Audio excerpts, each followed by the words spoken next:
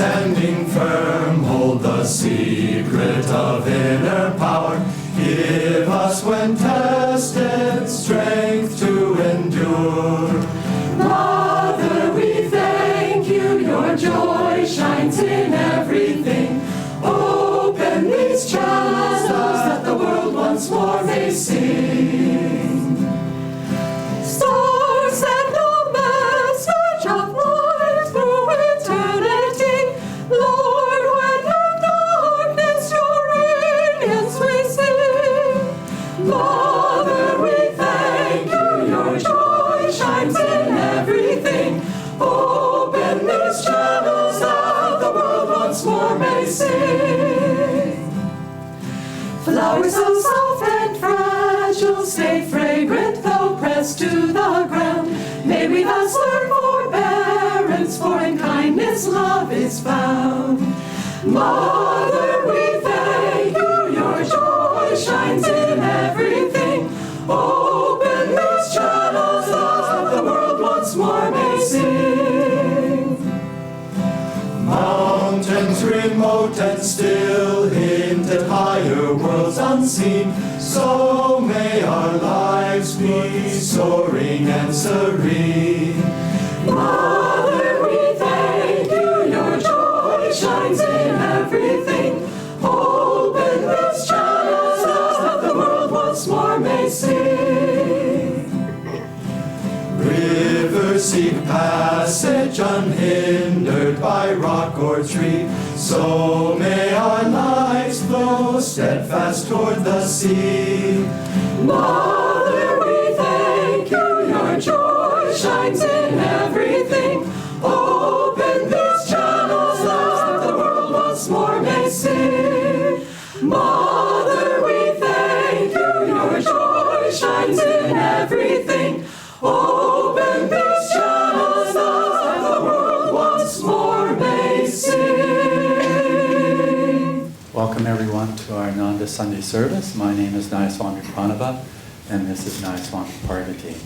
And a special warm welcome to all our guests at the Expanding Life and at the Meditation Retreat, all those that are visitors here, and for all those that are attending online.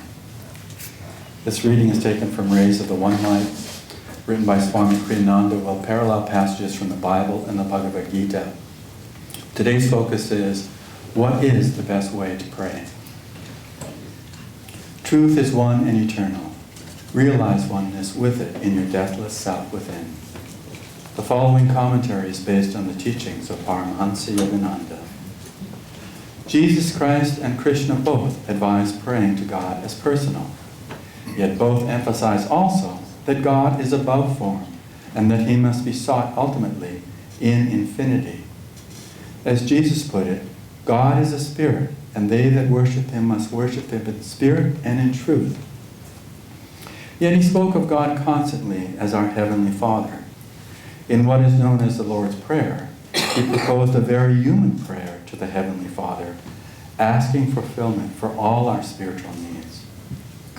The Bhagavad Gita explains that man, living as he does in a human body, finds it difficult to worship infinity as though the ego and body didn't even exist. Far better for human beings, Krishna says, to work with reality as we know it than to affirm a reality of which the human mind is incapable of forming any clear notion. Encouraging the devotee in this direction, he says, O Arjuna, be thou a yogi, that is to say, be one who works with, not in rejection of, the energies of the body and the natural tendencies of the mind. In the 12th chapter of the Bhagavad Gita, Arjuna asks, those who, ever steadfast, worship thee as devotees, that is to say, in an I and thou relationship, and those who contemplate thee as the immortal, unmanifest spirit, which group is the better, versed in yoga? The Blessed Lord replied, those who, fixing their minds on me, adore me, ever united to me through a supreme devotion, are in my eyes the perfect knowers of yoga. Those whose strict aim is union with the unmanifest choose a more difficult way. Arduous for embodied beings is the path of dedication to the Absolute, the followers, that is to say, of the path of Jnana Yoga. Thus, through Holy Scripture, God has spoken to mankind. Om.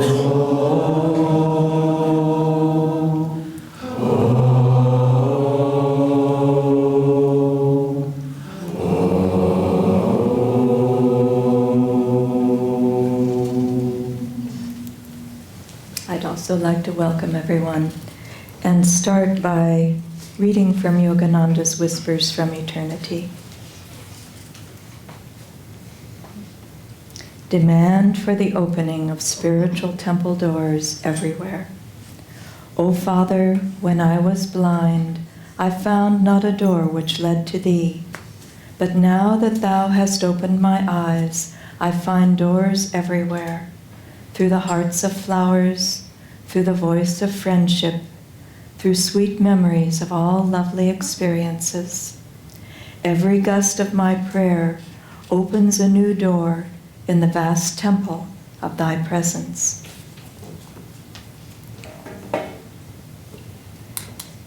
So the topic today really ranges quite broadly. I wanted to start by telling a story from the autobiography of a yogi. It's a wonderful book, as we all know, but it's so powerful. And this is from the chapter where Yogananda meets the saint with two bodies, Swami Pranabanandaji. And he's only 12 years old when he meets him, by the way. And he's going on a little outing to Benares from Bareilly. His father gives him a ticket to go there and has some errand for him to do with the Swami. But he goes there and approaches the house, goes up into the room where Pranabanandaji is, and as soon as he goes in, he sees this man virtually naked with a little loincloth on and meditating, and he's not quite sure what to do, and Pranabananda welcomes him and calls him Choto Mahashai, which means literally little large-minded one. He says little sir in the autobiography, but Pranabananda sees who he is right away. And he welcomes him, and Yogananda's about to, Mukunda's about to say why he's there, and the Swami says, oh, I can help you find so-and-so, the man he's looking for. And so twice now he knows, one, who he is, and two, why he's there, how he's looking for, without ever Yogananda ever saying anything. And so Yogananda's a little surprised at this because this is just a Swami. Anybody knows anything special about. And so he said, just this man, he'll be with you shortly. I'll arrange for that. And then he goes into meditation and samadhi. And so he's gone, and Yogananda's sitting before him, looking at his sandals and just thinking, okay, now what? Anyway, but he meditates for a while, and then he comes out of that and says to Yogananda, he'll be here very shortly. In fact, he's approaching right now, this man. And Yogananda's like, huh? What happened here? You haven't left, we haven't talked, and this man is coming. And this is early 1900s. I think it must have been around 1905. Yogananda runs down the stairs and meets this man. And the man is coming up, and Yogananda says, how did you come here? And basically kind of insults him about, why are you here, and how did you even know? And the man says, wait a minute.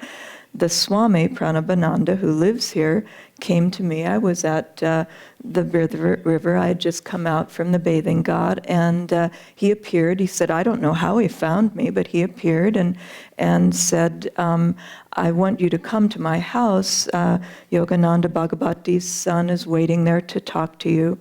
And he said, and we walked hand in hand for a while. And then the Swami turned to me and he said, I'll see you there. I have some other things to do, and I'll just go on ahead. He said even with his little wooden sandals, which only have a thing for the toe, he was gone. He just disappeared in the crowd. And so the man said, I walked as quickly as I could to get here, and here I am.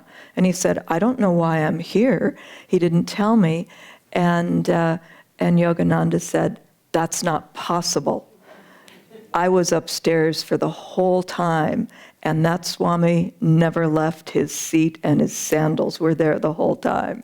And the man they're both dumbfounded, and so they go upstairs and then talk to the Swami a bit, but neither of them really understood. And this man that he met in Varanasi, Benares, that Yogananda met, he had seen Pranabananda before, but he said, I just thought he was just an ordinary man. Swami, yes, but I had no idea he could manifest two bodies. And so they connect, and anyway, it's a nice little connection there. But Yogananda, after the man leaves, Pranabananda says to him, and I'll be seeing you in the future with your father in Calcutta. And so Yogananda, again, age 12, it's like, okay, all this happened. This is pretty amazing. And then it refers back to where, later on in the autobiography, where they meet again. And Pranabananda, if you will remember, or maybe you don't know, is only one of two fully liberated masters that Yogananda writes about in the autobiography, other than our line of avatars, our line of gurus. And so he was fully liberated. And Yogananda, when he starts his school, and this must have been probably 8 years later, something like that, Yogananda invites him to come during the first year of his school. I don't know if it was in Ranchi or the other place, but at any rate, Pranabananda comes, and it's very sweet. And he loves seeing what Yogananda's doing with the children and yogic values and lifestyle, all of that teaching. And then again, they do meet, as Pranabananda predicted, in Calcutta, yet once more a few months later. And his father, Yogananda's father, is there. And when they meet, Yogananda said, I could see that his body had really aged.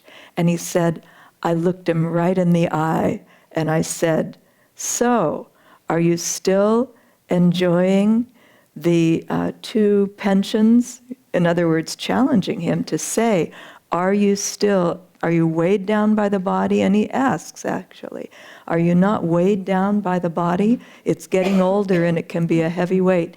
And Pranabananda just says, he said in a childlike voice, he said, I am now more than ever with my cosmic beloved, and just dismisses it completely. But anyway, the reason that I tell that is he referred to, and this is again, fully liberated master, he referred to his connection as with his cosmic beloved. And that's the path that we're all on right now, is to that kind of realization of cosmic, you think, the absolute, unknown, spirit beyond creation, beloved. And so Pranabananda just made that his path and had that kind of realization. And I thought that this is something that, although he was fully liberated, we also will be fully liberated at some point. And so it's important for us to start along that path to the cosmic beloved. And it's something that, in yoga, as Krishna says in the reading today, you really have to start from the reality where you're at. We do have bodies, we do have minds, we do have personalities, and probably most of us in this room are pretty aware that that's a reality for us. We may have yet another reality, higher reality, but still we have to deal with what we have before us, in other words. And yoga always says, you have to start from where you're at. You can't just jump ahead. And I think in the West, the biggest problem with people coming on the spiritual path and really understanding what it's all about is they think by defining it, they've realized it, no problem. But you can't just say cosmic beloved without having the direct experience of that cosmic beloved. And so we want to move along that path. And so what I've found, and when I came to Ananda, what I deeply appreciated was Swami Kriyananda, who would just include Divine Mother in everything that he did and refer to that reality and say, I just did this, and Divine Mother then provided me with a donation, that very, a gift where he had to spend money, and then he got a gift and use as Divine Mother wants you to. And so those kinds of things, and also one of the things that he shared with all of us that I really deeply appreciated was that when he had finished writing the Raja Yoga course, 14 Steps to Self-Realization, or whatever we want to call it, that he took a little vacation, and he took it with Divine Mother. And he went to Carmel and just had this wonderful time, felt that Divine Mother was with him. She provided everything for him.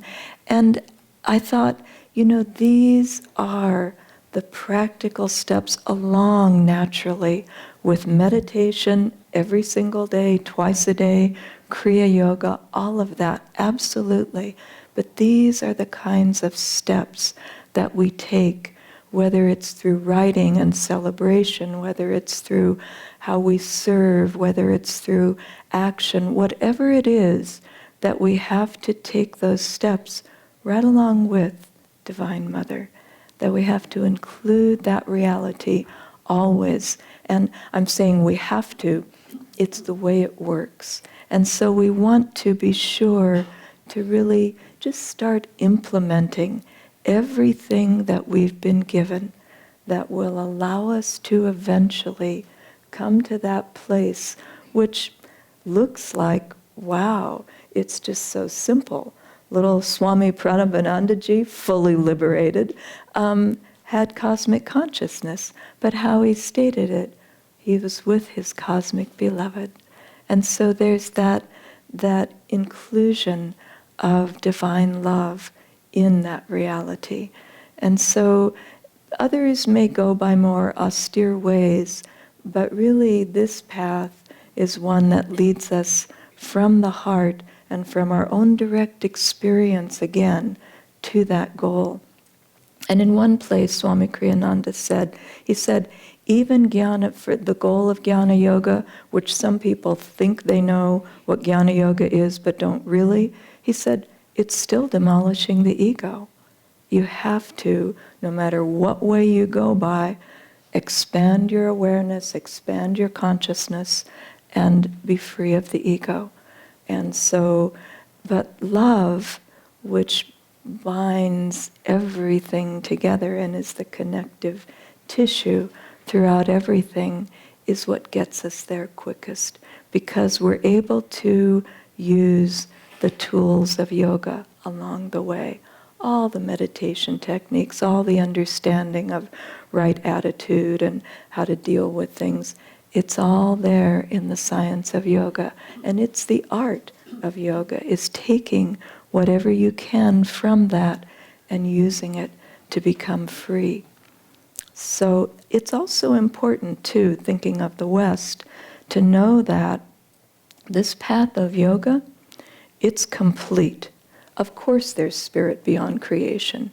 Spirit manifested, sat, manifested as a reflection in creation, tat, the presence and divine stillness at the heart of every atom, Christ consciousness, and then eventually Om, which is Divine Mother, Spirit as creation, not only reflected in creation, but as creation. So our path, the path of yoga, and the teachings of India present a complete, full picture, and there is no need to try to understand in other ways, but what about?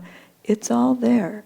Any question you could have can be answered within that whole context. The other part of this is it does say what is the best way to pray in the title, although it's about how to approach God, personal or impersonal, with form or without. And the answer to that is both. Yogananda gave that answer to his disciple, Kamala Silva, when she asked him that question in the 1920s. And he said, it's both. He said, spirit beyond creation, frozen by my devotion, comes into form. But we always understand that that form is also formless. So it's, and Swami Kriyananda said, he said, you know, when I first went to India, that drove me crazy, that it could be both, you know, it wasn't either or, which is a very Western way of thinking, but it was both and. So spirit is both formless and with form and without. And so, but we have to understand that as we worship, as we approach God, as we want to love God, that whatever our understanding right now, it will be bigger and bigger and bigger. And Yogananda said, he said, when I was with Sri Yukteswar, I could feel him expanding my awareness of the concept of divine love. I'm not stating it, quoting it, but it was like that. He could feel Sri Yukteswar just expanding his understanding. The other story, which is a very unique story, Rama is raised from the dead. And it's unique in that it combines a number of elements that are going on in this story. Rama was a very, very close friend of Sri Yukteswar's before he was a Swami. And they were both disciples of Lahiri Mahashaya, and they would go to visit him in Benares. And Rama was a recluse. He only went to see Lahiri between midnight and about 4 a.m. He didn't want to see other people, and he'd just go when it was very quiet. Sri Yukteswar says that at one point Rama faced a severe test in that he got Asiatic cholera, which at the time, again, we're talking probably late 1800s, that it was death. You just died. There was no cure for it. And it's what Yogananda's mother had died from previously. But at any rate, Rama contracted this, and right away, Sri Yukteswar goes to Lahiri and he says, my good friend Rama has Asiatic cholera, you know, can you help him? And Lahiri says, well, the doctors. He said, well, the doctors are there. He will be well. And then that's it. And so Sri Yukteswar is going back and forth, so he goes back to Rama. Rama is looking really not good. And Lahiri, by the way, in saying this, is all smiles and lightness and, you know, just like, hey, what's the problem? No big deal. He'll be well. Sri Yukteswar goes back to Rama. He's not well at all. The doctors are there, but it's not a good situation. And so he rushes back to Lahiri Mahashaya, and he tells him this. And Lahiri Mahashaya said, the doctors know what they're doing. I'm sure Rama will be well. That's it. And so Sri Yukteswar's believing in his guru, and so he goes back to Rama to find that the doctors have left. They've left a note saying, sorry, we've done all we can, and Rama is dying. And he dies, in fact, while Sri Yukteswar is there. And it's like, he's like stunned. You know, what happened? My guru said he will be well. Said it twice. And so he meditates there for an hour, just really distraught. It's a very emotional scene for Sri Yukteswar. And so after that, he goes to Lahiri, and Lahiri right away, very brightly, joyfully says, so how's Rama doing? And Sri Yukteswar said, well, you'll see really soon how he's doing when they carry his body by on the way to the crematorium, and you can bless him. But he died, and he died around noon. And then Sri Yukteswar just breaks down and he's sobbing. And Lahiri just looks at him and he said, Yukteswar, compose yourself. Let's meditate. And so this is a little afternoon. They meditate all evening and into the following dawn. And at that point, Lahiri says, so tell me again what's happened. And Yukteswar says, well, he died. And Lahiri says, well, see that lamp over there, oil lamp? He said, it has castor oil in it. Pour out a little bit and take it to Rama and put 7 drops in his mouth.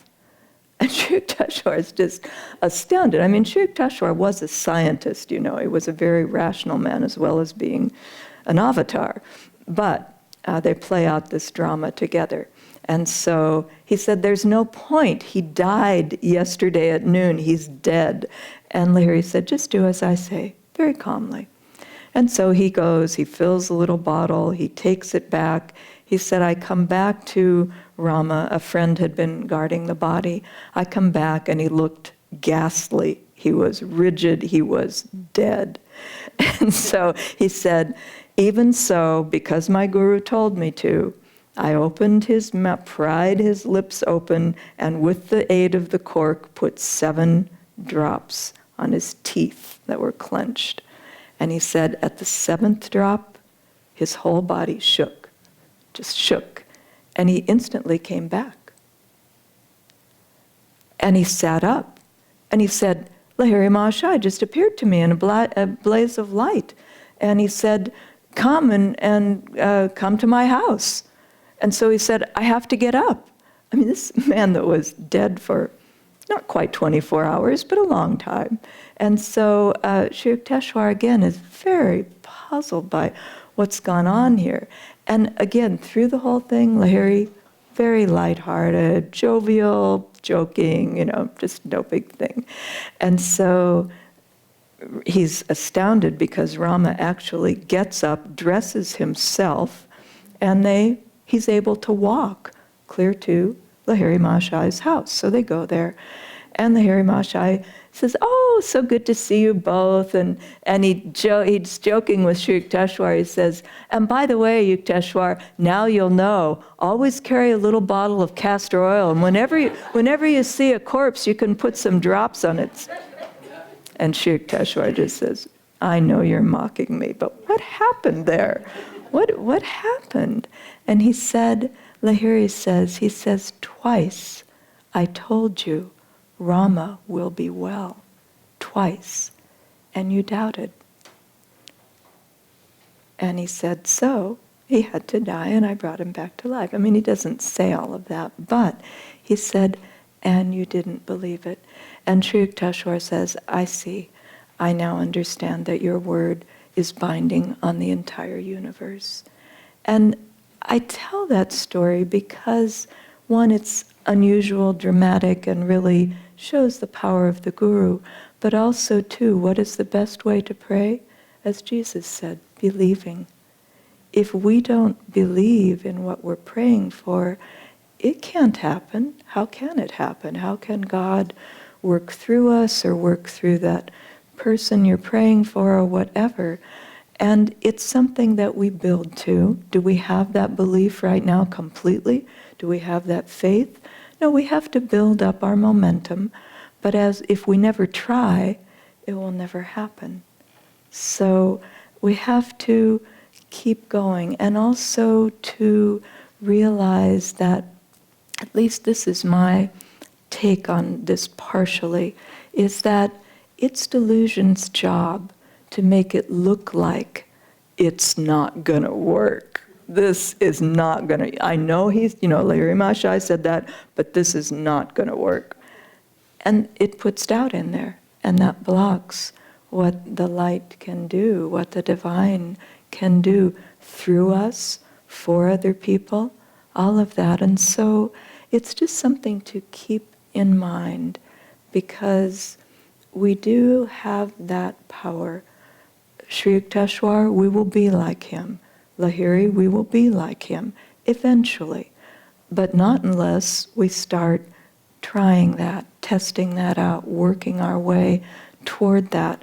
And I want to just also say that, Swami Pranabhananda, it was Swami Pranabhananda, after Yogananda saw him in Calcutta, he was taking a group of he was leaving Benares and Calcutta completely. They were going to Rishikesh with a small group of disciples.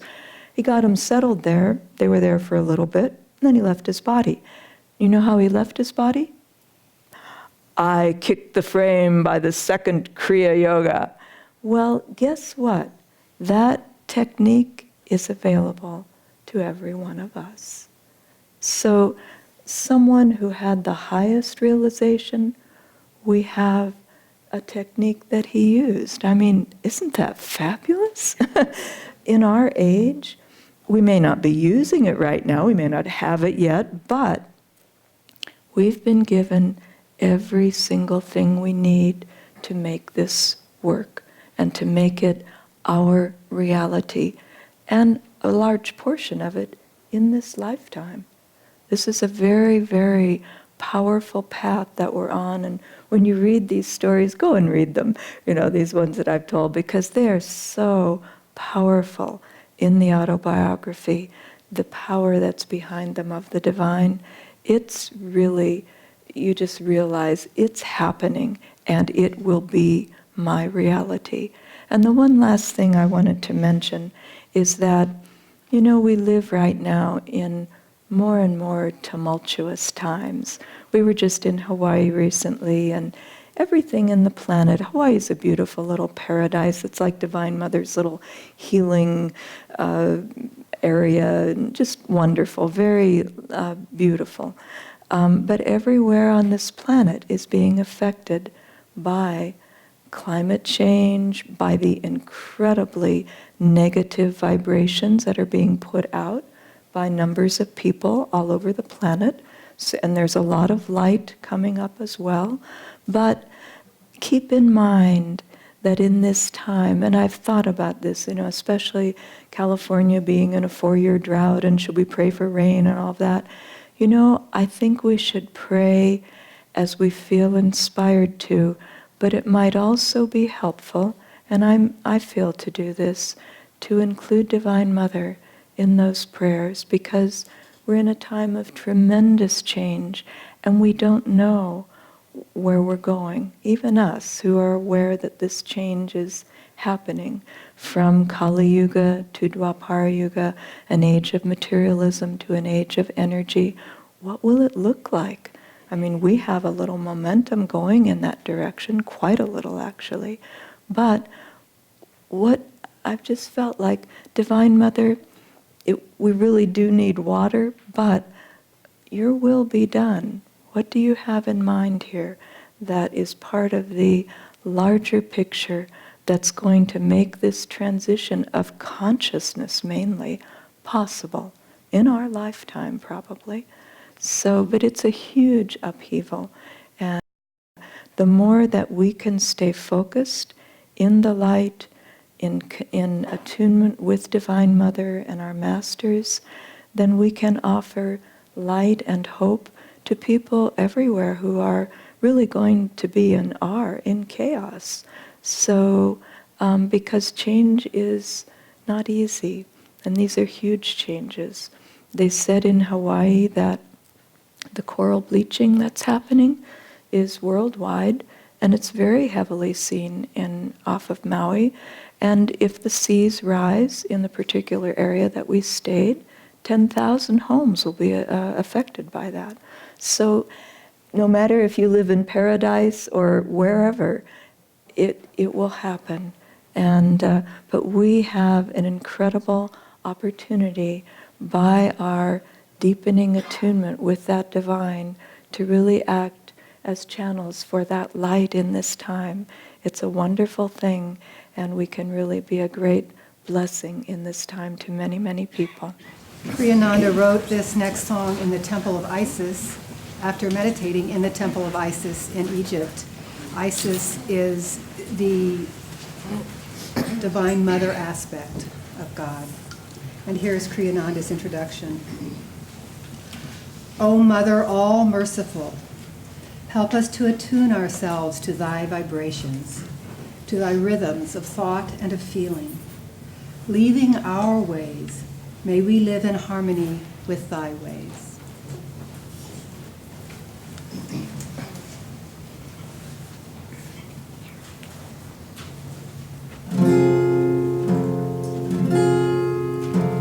Still your mind if you want to pray. Send all cares far away. Sing that love's ever near. Isis comes, await the day. Isis comes, await the day. Mother comes, await the day.